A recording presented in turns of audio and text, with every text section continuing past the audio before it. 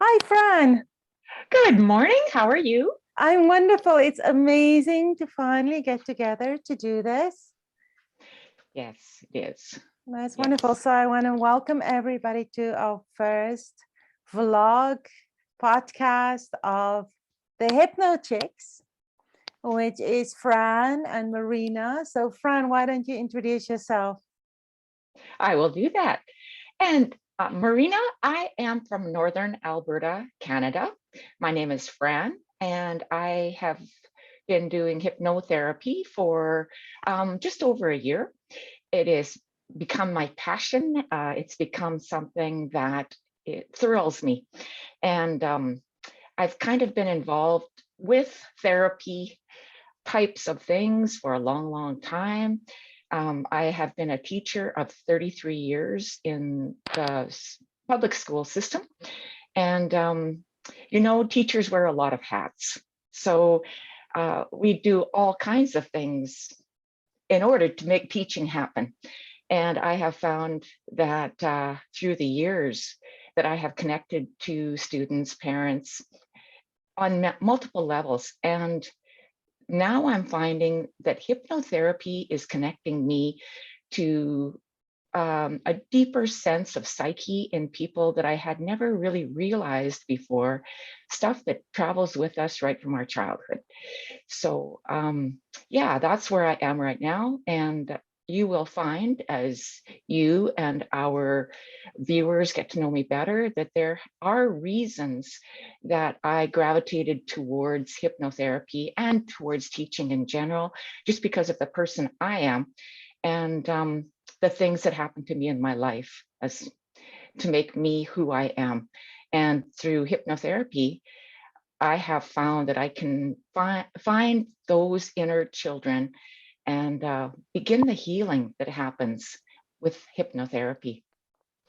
Mm. How amazing. Yeah. And yourself, Marina, what got you here? So I always describe myself as my life was quite the mess. And my mess became my message. And it there were a few pivotal moments in my life that led me to where I am today. But I made so many bad decisions in my earlier adulthood and maybe even as far back as childhood. And most of it came from that belief that I was just not good enough, from giving up an opera scholarship to Italy because I didn't think I was good enough and I didn't feel that I could. I just had absolutely no faith in myself. It really scared me. So I said, no, thank you. And, looking back today, I'm like, what was wrong with me? I wish I had somebody like you or me that could walk me through the process to say that, oh, actually, those thoughts of you are not good enough is only in your head.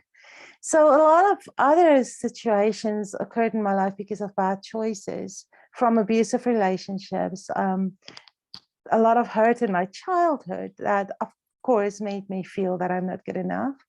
And that contributed to that constant messaging of, I'm just not good enough. So over time, I really desired more than anything else to sort out my life, to master this life and to find my true me, to allow me to just be me. And that's good enough. And through this, I discovered Marissa Peer and rapid transformational therapy. And we can talk about that a little bit more, which is what we both qualified in doing. And I met you, which we'll talk about a little bit more as well. And now I've had a lot of experience as the therapist, and it's life-giving, not just for my clients, but for myself as well. I always think of our mentor, Marissa Peer, who said that every time she has a client, she learns from them. And I cannot agree more. So yes, I love what I do. I love that I can help others also get a reason to get out of bed every day and to just live their life to the absolute fullest. This is, like you, Fran, it's absolutely my passion. Mm-hmm. And the thing about hypnotherapy, what we've been doing, we've been helping people all over the world, whether they're right here in our own office or whether they're on the other side of the world through the screen. Hypnotherapy doesn't matter how far apart we are. because there's something about it, right? There's some kind of connection, this human connection that we give each other, the listening and the transforming that can happen through hypnotherapy is so strong, so quick that, I mean, it's life-changing for me.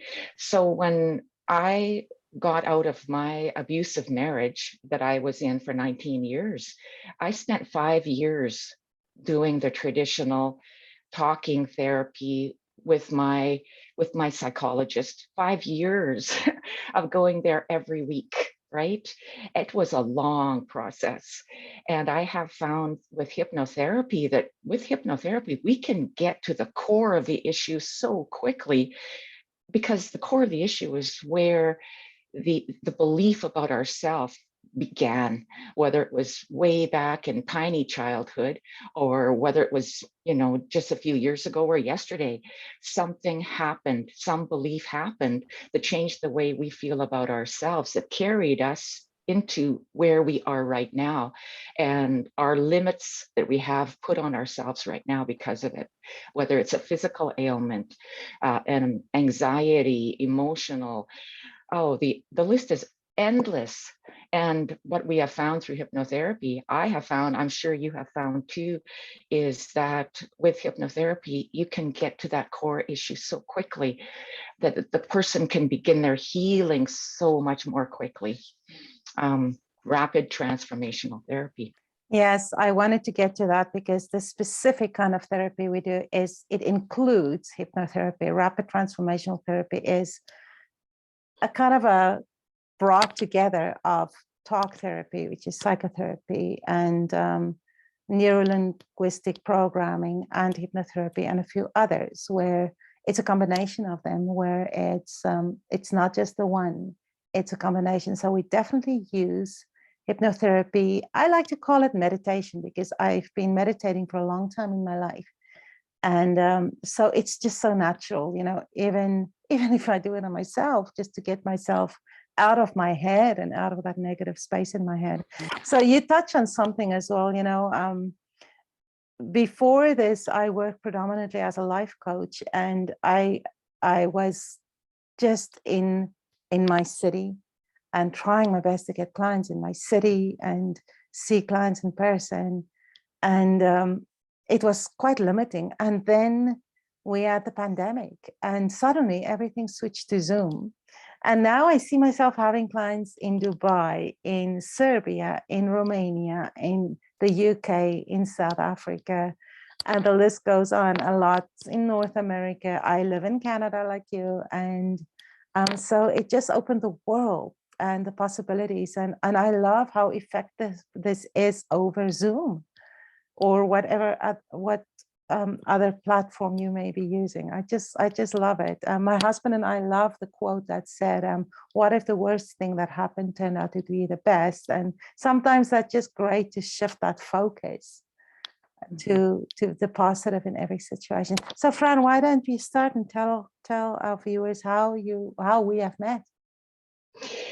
Okay, so way back when we both signed up, that's, you know, I think it was in November, a year ago in November, we put, I think it was me, who put out a call on our site, our private Facebook site that's dedicated to the students, where we're from. And we both found out we're from Alberta. So this is a worldwide, RTT is worldwide. So when we found out we're both from Alberta, it was like, yay, Alberta. So same time zone, right? And I found out you were from Calgary and I was from the north. And being from Alberta, we could be study partners. So that's what we decided to do. We would be study partners. And from there, our friendship grew. And then you found out. Yeah, so when I first saw Fran said that she's from Northern Alberta, I live kind of with my feet in two provinces. I'm in British Columbia as well as in Alberta, and I saw that she's from Alberta, and I'm always in the same time zone, and I'm like, hey, okay, let's ask her if she would be my study partner. And so she agreed. And then, okay, send her a Facebook friend request. And when I did, I saw, oh my goodness, we have a friend in common. And I moved to Canada 21 years ago from South Africa. And one of my high school friends of 37 years ago is a friend of Fran's. And I was like, wow, so I messaged Rudolph right away. I said, how do you know Fran? And he was telling me the story. And then when I started to reach out to Fran, I said, you know what? I saw that we have this mutual friend. And so, Fran, you can tell them how you know Rudolph. So 10 or 12 years ago, I was taking my master's degree and I needed an option. And it was the summer. I'm a teacher. Summer is my time for traveling. So I looked online, I found an option in Spain. So it's like, okay, I'm taking this creativity workshop in Spain. So I go over to Spain. I'm in this creativity workshop. I meet Rudolph. Rudolph's from South Africa. He's into art. I'm into art. I'm into getting, my option for my master's degree. And we become friends. We become good, solid friends. And so during we stayed in touch. And so during the pandemic, I had reached out to Rudolph and I'd asked him if he would make a couple of videos for my students because everyone's online. We're in the middle of winter. We're hopeless over here. We're in the north and we're stuck in our province. We can't travel anywhere. I asked him if he'd make a video for us about South Africa and what it's like over there. And he made 2, actually. It was wonderful. It showed the zebras and the giraffes. It was like, oh my gosh, it was incredible. And that's like out his back door, right? And so then last year, he made us another video, a sculpture video. So we've been in touch. We've been in touch for the last 12 years. So having Rudolph as a common friend was synchronicity, right? It was. But then it went even further because, we became study partners. We became close friends. We kind of a sounding board for each other as we grow together on this journey. And then we decided, okay, we really want to do this and just bring our message out and do it in a way where we can just have conversation like we always do, but include a wider audience. And then when we decided to do this, I one day see, but oh my goodness, Fran knows another very close friend of mine, Shirley. And I'm like, wow, it was like that little omen, synchronicity that, yes, you know what, you're on the right track, keep going. So I just love that. Yeah, me too. Yeah. I do too. So so what are we going to do on our podcast? Can you let our audience in a little bit on some of the background details we've been planning? Right. Marina? So I feel that we will grow as we go with this. It's a learning experience for both of us as well. So what we came up with is that every week we will have a new topic that we will discuss. Fran and I both have had a lot of clients already. I've had over 120 clients up to date. And so you get a different variety of issues that they present to you. And also both of us come from a background of hurt, things we had to overcome and I had to learn the lessons the hard way. And some of them I had to learn even before I discovered RTT, and RTT helped tremendously. But we come from that background and that personal experience and now professional experience as well, where we can present quite a big variety of issues. And the first one we decided to present to you next week is all about hope. We started this Facebook group, Hopenning, and it's very exciting, where the combination of the word hope and happening and so many others, Fran, you can talk more about that. And so the first week we'll talk about hope and why we try to just bring that silver lining out in every dark situation. Right now, for all my friends and family in South Africa, they are now on a complete travel ban because there's a new strain of COVID. And just speaking to some of them, even this morning, and being completely floored. One of my closest friends who live in Dubai, her in-laws were supposed to travel on Tuesday to stay with him over the holidays, and that was canceled. And just to hear the heartbreak in her voice, to hear her tell me how her little girl was just heartbroken. It's those things that really has made the last 2 years tough for all of us. Some of us have seen tremendous loss. I always am reminded of that wonderful book by Johann Hari called Lost Connections. And, you know, when we did our studies, we learned the 3 specific definitions of depression. Is lost connections is one of the biggest one. And the second one is not having a purpose. The third one is the negative self-talk, that the words we say about ourselves, negative ones.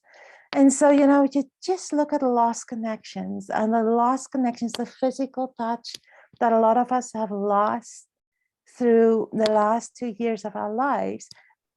I still encounter people every single day who are living in fear every day. And, you know, fear is becoming such a huge thing.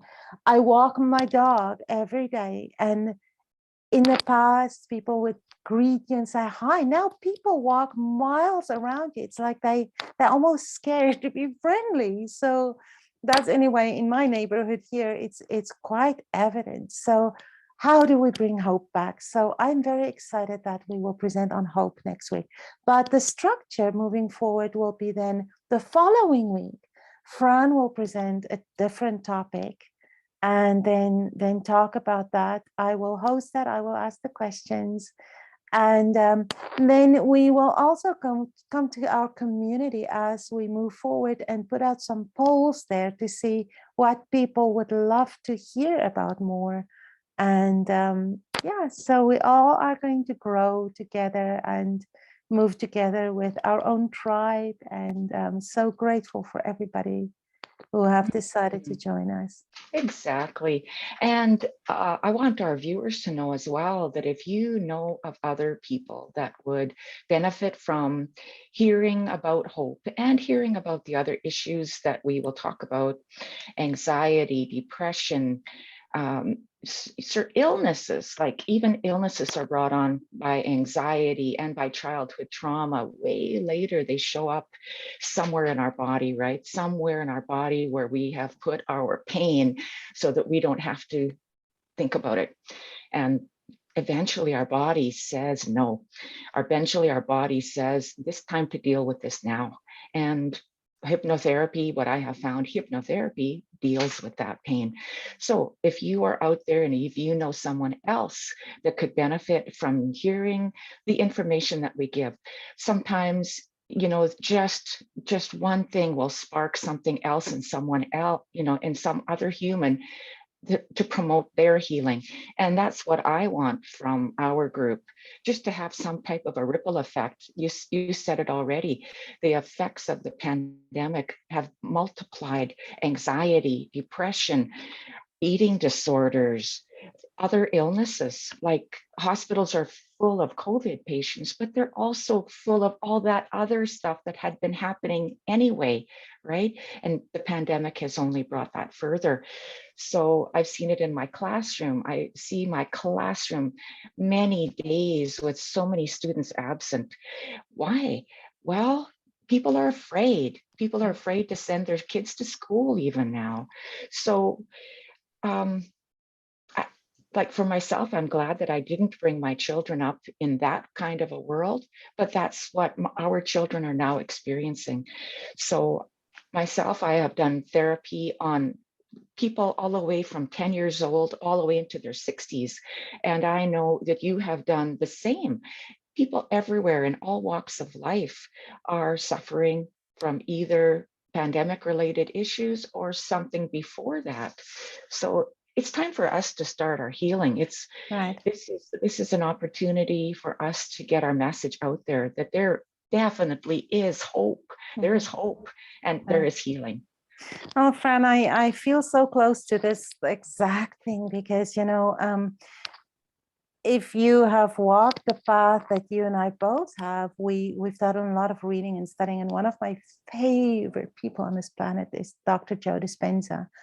And I'm always reminded of how he has healed his own body in 9 weeks from after a devastating, life-altering injury or accident when he was competing in a triathlon, and he was T-boned by a vehicle, and was supposed to have some rod transplant. Don't quote me on that. It's some rod that they wanted to put into his spine because he broke pretty much every bone, and he declined. And just through focusing on what he, he was a chiropractor at that moment, and he knew exactly what the spine is supposed to look like, and just imagining himself every bone healing, and after 9 weeks he could walk. And if I think on that, and if I think on some similar healings, not to that scale, that happened in my own life.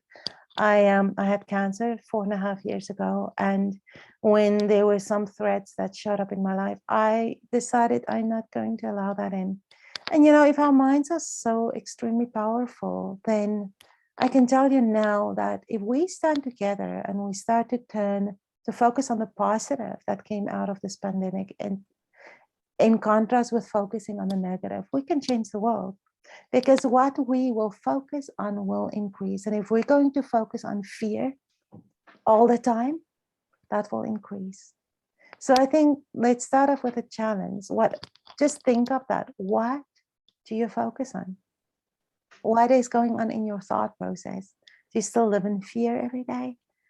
So we here in this process, taking your hand every week. Fran and I can be reached individually as well. That's what we do. So if any of you need a little bit more help, please don't even hesitate.